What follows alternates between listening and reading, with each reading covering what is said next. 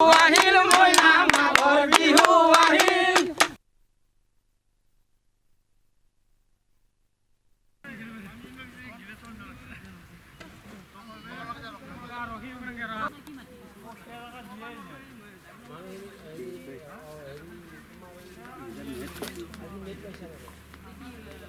মইনা ৰগে ৰগে ভৰিল।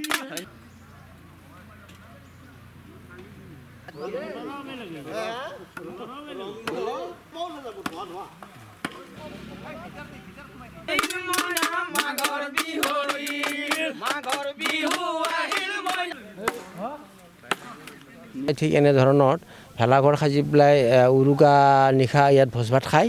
আৰু আমাৰ ইয়াত গাঁৱত আমাৰ 150 ঘৰ পৰিয়াল আমাৰ আছোঁ, বৰ্তমান একেলগে আমি আছোঁ।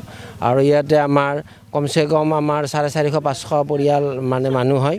আৰু সকলোৱে আহি উৰুকাৰ নিশা ইয়াত একেলগে হৈ পেলাই এসাঁজ ভোজ ভাত খায় আৰু সকলো ধেমালি ফূৰ্তি কৰে।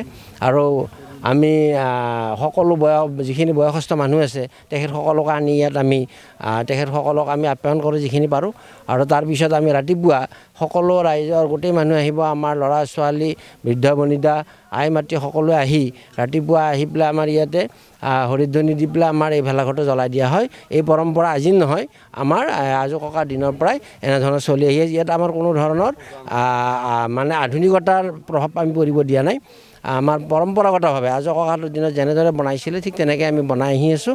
আৰু এইটো আমি ধৰি ৰাখিম বুলি এটা আমি উঠি অহা প্ৰজন্মকো আমি তেওঁলোককো এটা উৎসাহ দিছোঁ যে তোমালোকে ভৱিষ্যতে এনেধৰণৰ আমাৰ ককাহঁতৰ পৰম্পৰাবিলাক, বিহুৰ যিটো পৰম্পৰা মাঘ বিহুৰ, সেইটো তোমালোকে সদায় বজাই ৰাখিবা। যিসমূহ সামগ্ৰী সেই সামগ্ৰী আজি এই যিবোৰ আমাৰ সামগ্ৰী, এই সামগ্ৰীসমূহ ঘৰৰ পৰা অনা হয়।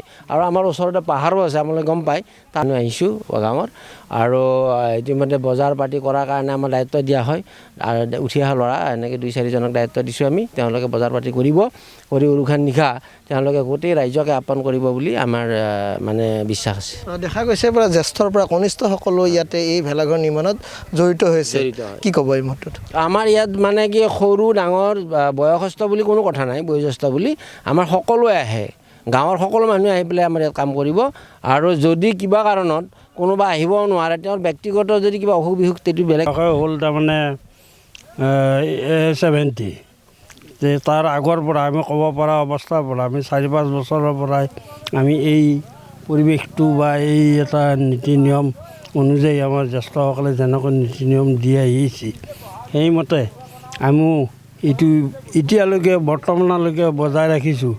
আৰু ভৱিষ্যত উঠি অহা প্ৰজন্মে ৰক্ষা কৰিব পাৰে নোৱাৰে সেইটো নাজানো। মই যিমান দিন থাকিব পাৰোঁ জীয়াই সিমান দিনে আছোঁ আৰু।